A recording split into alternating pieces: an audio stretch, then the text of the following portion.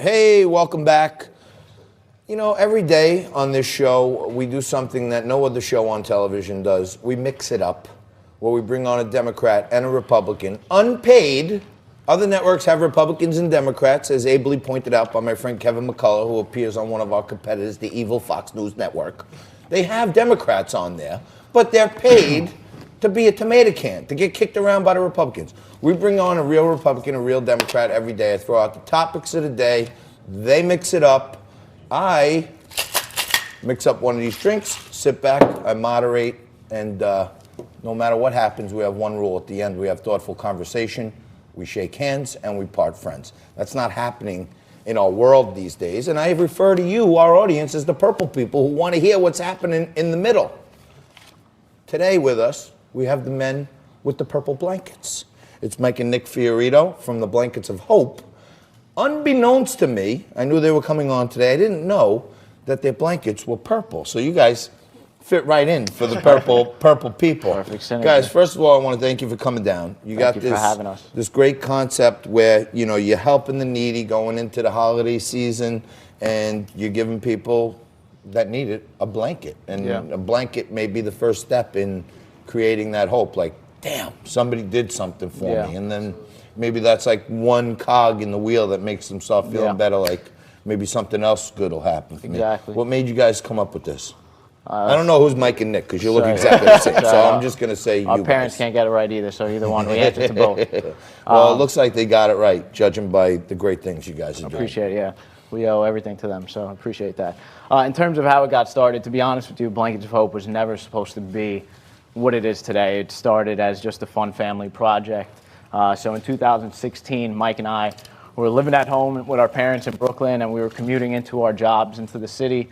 And as most people know, you take the train, the subway in the morning, you see a lot of miserable faces. And Mike and I were, unfortunately, some of those people that had those miserable faces, because we felt pretty unfulfilled going into the jobs we were going into.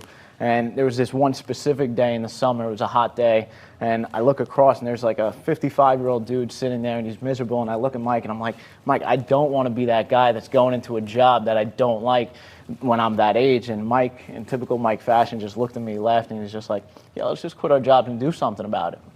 And I laughed at him, and I just got off my stop, and the thought of quitting my job didn't leave my mind. Like, he planted the seed, and I got to my desk that day and I'm like, Can I actually quit my job? You can't curse. I know maybe you were thinking about that, but yeah, you can quit your job. So basically, I started thinking about it, and I realized we have an older brother who works in corporate America, and he's a few years older than us, so we always learn from him. And at this point in the game, he has a mortgage, he has kids, so I realized at that point you can't quit your job, right, when you have all this hanging over your head. We had nothing. It was just me and him, so we just decided that night to go home and say, hey, we're going to go in the next day and quit our jobs. So I'm going to tell you that I'm the oldest brother in a three-brother family. Mm-hmm. And I would imagine that, you know, being your older brother has this great job and family and all this other stuff, it's a little easier for you guys to quit your jobs, because you know you got the big man over there if you get in a jam to come bail you out. I know the feeling on that. Yeah. But this is a family affair, right? The brother, the mother, the father, everybody's in on how it started. Yeah. And now it's like becoming something that's amazing. Yeah. So we...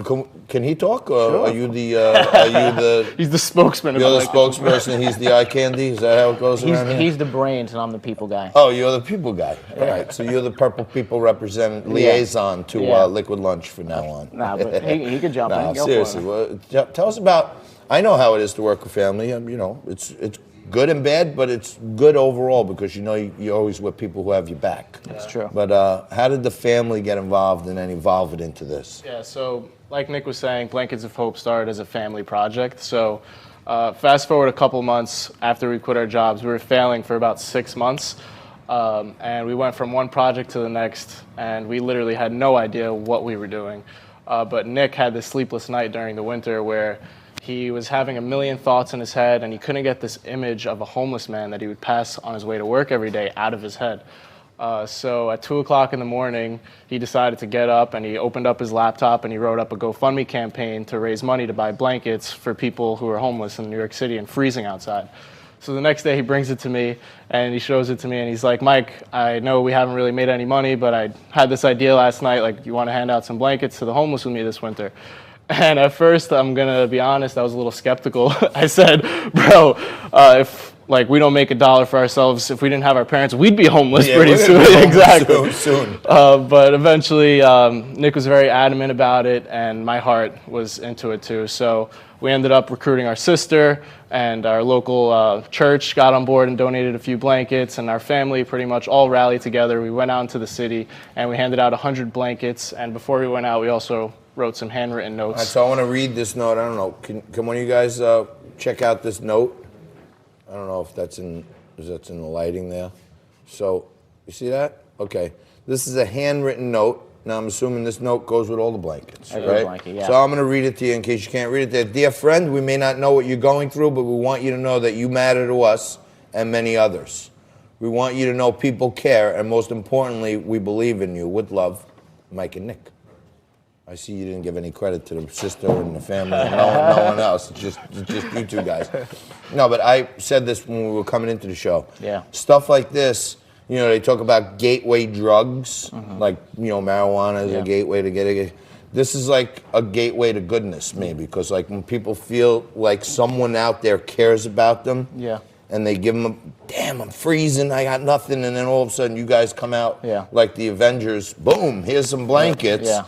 Then maybe that starts, you know, the ball rolling to saying maybe there is hope out there. Yeah, maybe God is good. Maybe the universe is moving in my favor. I got a blanket, and then they'll maybe move or motivate to do something else. Is that part of it mentally for you guys?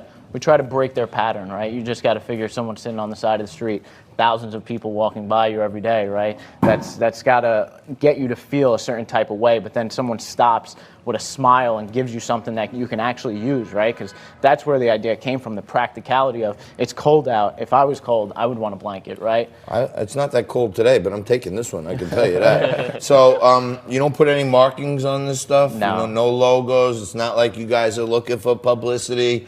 Let me ask you two things in our final minute here. Sure. How can we help? How can we talk to our audience? Where can they go if they want to make a donation so more people? What's the website? Sure. So in terms of how we've been able to scale this, we now partner with schools across the country, and we get little kids to practice empathy and write the notes that they attach to their blankets. So right now we have a goal to deliver 20,000 blankets this year, and in order to do that, we need to raise $100,000. So right now we have all these schools that are signed up and kids that want to participate, but unfortunately we don't have enough funds to get the blankets out to the schools. So if anyone out there wanted to help us achieve that mission, you can go to blanketsofhope.com. All right, so you go to blanketsofhope.com. So what you're saying to me is to get 20,000 of these out there, you need basically $5. $5 for each one of these. Yep. So can we? I don't know. Is Frankie here? Frankie's offset over there. Can we do something maybe where we ask people to sponsor a blanket, like put up, do you have a GoFundMe or something and say, liquid lunch, and maybe we'll ask our audience to go give $5 or give $50 or, that would be amazing. All you Wall Street moguls out there who are watching the show every day, sending me all your little Instagram DM messages about my views on the market and everything else. Dig in your pocket, go to blanketsofhope.com and send in like $50. Okay, I'm not even asking for a lot. Send in $5. Send in $1, and every little buck will help. And you guys are doing God's work. Appreciate it. God bless you for what you're doing for the homeless population here, and now it's going across the country now. Yeah. Right? So I'm going to talk to these guys off air on ways that we can get these purple blankets out to even more people. But once again, go to blanketsofhope.com and figure out how you can help a homeless person or a bunch of them. It's important, and you need guys like this. And in this time when we're so divided and connected to social media and not communicating with other human beings, it's great seeing two brothers in a family business doing great things for the country. You stay right there. We'll take a quick break, come back after this with Melissa Chen from The Spectator USA.